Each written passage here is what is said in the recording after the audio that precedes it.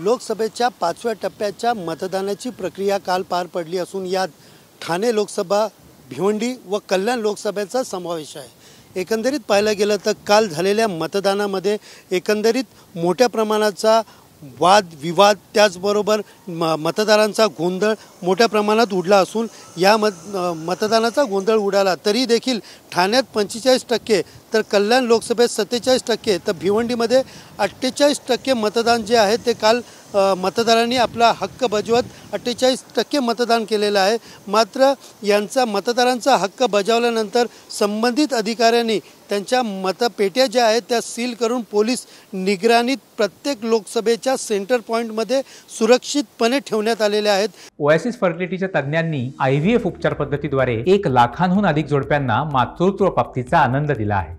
मोफत appointment book करण्यासाठी आजच संपर्क साधा। मी सध्या उभा आहे ठाणे परिसरामध्ये। ठाणे लोकसभेच्या पेट्या ज्या आहेत त्या आनंदनगरमधील एका शाळेमध्ये ठेवण्यात आलेल्या आहेत, तर भिवंडी येथील मतपेट्या ज्या आहेत त्या पडगा रोडवरील एका गोडाऊन स्कूलमध्ये ठेवण्यात आलेल्या आहेत। तर तिसरीकडे पाहायला गेलं तर कल्याण लोकसभेच्या ज्या पेट्या आहेत ते डोंबिवली क्रीडा संकुल निवडणूक अधिकाऱ्याच्या कार्यालयामध्ये या ठिकाणी ठेवण्यात आलेले आहेत।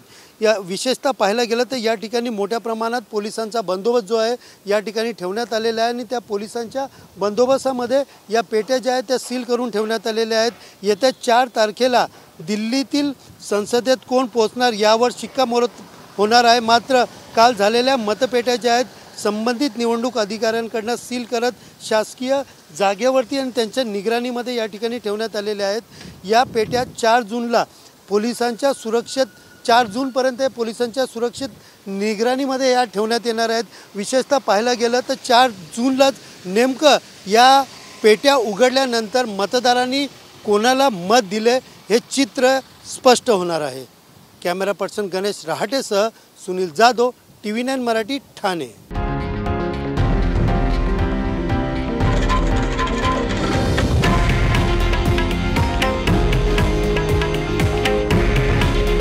हे आहे देशातील नंबर 1 न्यूज नेटवर्क आणि आपण पाहत आहात TV9 मराठी।